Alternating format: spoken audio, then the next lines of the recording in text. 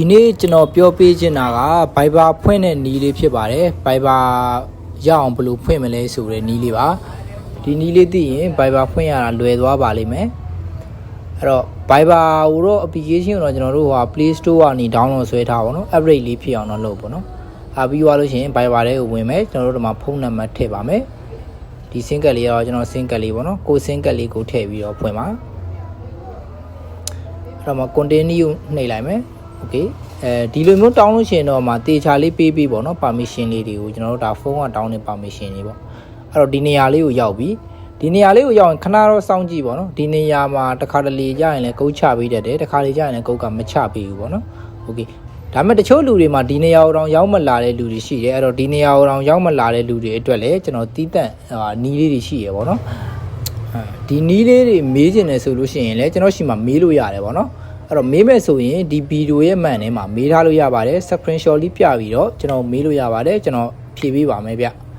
အဲ့တော့ဒီနေရာကိုကျွန်တော်တို့ရောက်ပြီဆိုလို့ရှိရင်ဒီနေရာမှာတချို့တွေကကုတ်ချပြီးတယ်တချို့တွေကကုတ်ချမပေးဘူးပေါ့နော်အဲ့တော့ကုတ်ချမပေးလို့ရှိရင်ကျွန်တော်တို့မှာ browser တစ်ခုလေးကိုတွားလိုက်မယ်နော် browser တစ်ခုလေးကိုတွားလိုက်မယ် browser တစ်ခုလေးကိုတွားပြီးတော့ဒီကောင် China browser ကြီးဆိုတော့ကျွန်တော်တို့ Google ကိုတွားလိုက်မယ်ပေါ့နော် google.com ပေါ့နော် google.com okay google.com ပေါ့နော် browser ကနေတွားလဲရတယ်လို့ Chrome ကနေတွားလဲရတယ်ဒီကောင်နော်အဲ့တော့တွားလိုက်ပြီဆို okay ဒါဆိုလို့ရှိရင် Google ကိုရောက်ပြီပေါ့နော်ကျွန်တော်တို့ okay Google ကိုရောက်ပြီဆိုလို့ရှိရင်ကျွန်တော်တို့ဒီကနေပြီးတော့ Viber ကိုဆက်သွားမယ်ဆိုတော့ viber.com ပေါ့နော်ဒီနေရာလေးမှာ viber.com လို့ရိုက်ရမှာပါ viber.com ပေါ့နော် okay ဒီ link လေးကိုဝင်လိုက်တာနဲ့ကျွန်တော်တို့ viber.com နဲ့ကိုရောက်သွားလိမ့်မယ်ပေါ့နော် okay ဒီဟာလေးတွေဝင်လိုက်ဖို့ဆက်ပြီးတော့အဲ့တော့ကျွန်တော်တို့ Viber ထဲကိုရောက်ပြီ okay ဒီလိုမျိုးလေးကြာလာလိမ့်မယ်ပေါ့နော်ဒီကောင်ကကျတော့ Viber ရဲ့ website လေးပေါ့အဲ့တော့ကျွန်တော်တို့အပေါ်ဆုံးကိုဆွဲတင်လိုက်မယ်ဆွဲတင်ပြီးတော့ချင်းဒီနေရာလေးမှာ support ဆိုတာလေးရှိတယ်ဒီကောင်လေးကိုထိအောင်နှိပ်လိုက်နော်ဒီဟိုဟာလေး support ဆိုတဲ့စာတန်းလေးကိုထိအောင်လို့တစ်ချက်နှိပ်ပြီနော် okay နှိပ်ပြီးသွားပြီဆိုဒီလိုပေါ်လာပြီဒီလိုပေါ်လာရင်လည်းအပေါ်ကိုဆွဲတင်လိုက်မယ်ဒီကောင် okayကျွန်တော်အပေါ်ဆွဲတင်ပြီးသွားလို့ရှိရင်ဒီနားလေးမှာစာတန်းလေးရှိရတော့မှ contact us ဆိုတဲ့စာလေးဒါလေးကိုနှိပ်လိုက်မယ် okay ဒါလေးကိုနှိပ်လိုက်ရင်ဒီမှာ form ဖြည့်ဖို့အတွက်ကျွန်တော်တို့ form ပုံစံလေးကြာလာလိမ့်မယ်ဒါမျိုးပေါ်လာလို့ရှိရင်တော့ဒီနေရာလေးမှာ pass လေးနှိပ်ထားလိုက်နော် robot ကြော်တာပေါ့ဒါနော်ပေါ်လာမှနှိပ်ပြီးပါနော်ပေါ်မလာဘူးဆိုရင်တော့လည်းဒီတိုင်းဆက်သွားလို့ရပါတယ်ဒီလို form လေးကြာလာပြီဆိုလို့ရှိရင်ကျွန်တော်တို့မှာ your email ပေါ့နော်ဒီနေရာလေးမှာကျွန်တော်တို့သုံးနေတဲ့ mail လေးတစ်ခုထည့်ပြီးပေါ့နော်ဘာမေးဖြစ်ဖြစ်ရတယ်ဘာမှတော့မဖြစ်ပါဘူးဒါပေမဲ့ကျွန်တော်တို့ရှိမှဒီ mail လေးရှိဖို့တော့လိုတယ်ပေါ့နော်အဲ့တော့ကျွန်တော်ဆိုလို့ရှိရင်ကျွန်တော် mail လေးထည့်လိုက်မယ် okay ကျွန်တော် mail လေးထည့်လိုက်ပြီ@gmail.com ပေါ့နော်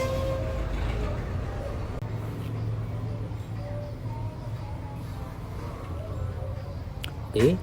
ဒီနေရာမှာမေးထည့်ပြီးသွားပြီဆိုလို့ရှိရင်ဒီမှာကျွန်တော်တို့အောက်မှာဟိုဟာ name ဆိုတာလေးရှိရပါတော့ဒီနေရာမှာကိုယ့်ရဲ့နာမည်လေးထည့်ပေးလိုက်ရုံပဲလွယ်တယ်နော်ဒီအဆင့်တွေကနော်နာမည်လေးထည့်ပေးမယ်ဒီနေရာမှာ okay ဒီနေရာလေးမှာကျတော့မှ technician issue ဆိုတာလေးကိုကျွန်တော်ရွေးပေးမယ်နော်ပြီးလို့ရှိရင်ဒီနေရာမှာ topic ဆိုတဲ့နေရာမှာကျတော့ access code and register mobile ဆိုတဲ့ဟာလေးကိုရွေးပေးပါ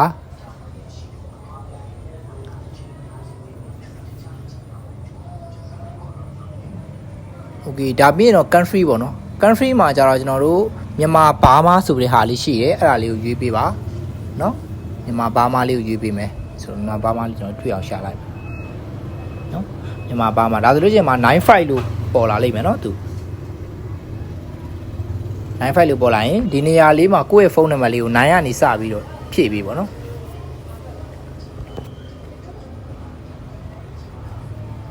okay ကျွန်တော်တို့ဖုန်းနံပါတ်ရေးပြီးသွားပြီဆိုလို့ရှိရင်ဒီနေရာမှာ subject ဆိုတာဟာလေးရှိရပါတော့အဲ့ဒီနေရာမှာကြတော့ကျွန်တော်တို့ဖြစ်တဲ့အကြောင်းရေးမယ်ပေါ့နော်အဲ့တော့ကျွန်တော်တို့ရှိမှာ cannot resi SN လို့ကျွန်တော်ရေးလိုက်ပါမယ်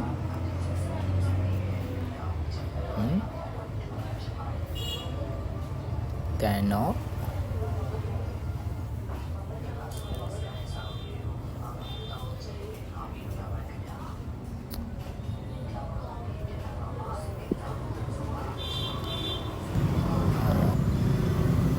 cannot resi SN ပေါ့နော်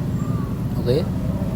ဒီလိုရေးပြီးတော့ကျွန်တော်နောက်တစ်ချောင်းဆက်သွားမယ်ဒီမှာကြတော့ကျွန်တော်တို့ I cannot resi SN ကုတ်လို့ရေးမယ်နော်ဒီမှာကြတော့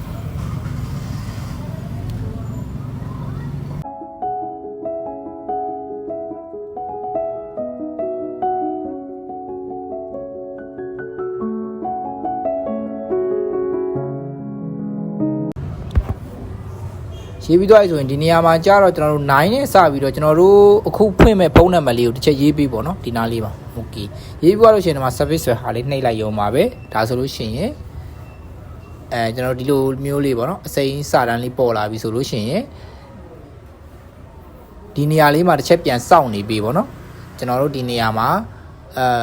10စက္ကန့်15စက္ကန့်လောက်နဲ့ရတာများတယ်ပေါ့နော်အဲ့တော့သူဟိုဟာဖြည့်ပေးလိမ့်မယ်ကုတ်ချပေးလိမ့်မယ်ပေါ့နော်ဒီနေရာလေးမှာโอเคအဲ့တော့ဒီနေရာလေးမှာခဏစောင့်ပြီးသွားလို့ဆိုကျွန်တော်ဟိုကတော့ Gmail တဲ့ကိုလည်းသူစာပို့တယ်နော် Gmail တဲ့ကိုလည်းစာပို့တယ်ဟိုကလည်းကုတ်လဲချပေးလိမ့်မယ်နော်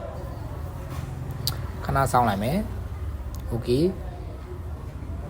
ရပြီကုတ်ကြပြီဆိုတော့ကျွန်တော်ဖြည့်လိုက်မယ်နော်โอเคဒါဆို Viber ပွင့်သွားပါပြီတကယ်လို့ဒီနီးနဲ့အစင်မပြေဘူးဆိုလို့ရှိရင်ကျွန်တော်မှာအခြားနီးတွေရှိသေးတယ်အဲ့တော့အခြားနီးတွေကတော့ကျွန်တော်အဲ့လိုတင်ပြီးရင်ဗီဒီယိုကအရင်ရှည်သွားမှာမဟုတ်လို့ကျွန်တော်တင်မပြီးတော့ဘောနော်ဒီလိုနီးပဲပေါ့နော်အကျမ်းမြင်ကတော့ဒီနီးနဲ့ပဲလုပ်ရတာဒါပေမဲ့ဒီနီးကိုပဲအခြားပုံစံနဲ့ error ဖြစ်ခဲ့လို့ရှိရင်ကျွန်တော်ရဲ့ဒီဗီဒီယိုရဲ့ပေါ့နော်အောက်မှာမှန်ပြီးတော့မေးလို့ရတယ်ပေါ့ဖြစ်တဲ့အကြောင်းလေးကို screenshot လေးရိုက်ပြီးတော့မေးလို့ရပါတယ်ကျွန်တော်ပြန်ဖြည့်ပေးပါမယ်ဗျကျေးဇူးအများကြီးတင်ပါတယ်အားလုံးပဲအဆင်ပြေကြပါစေကျွန်တော်ကတော့ဒီမှာပွင့်သွားပါပြီเนาะကျွန်တော်ဖွင့်ပြပေးထားပါတယ်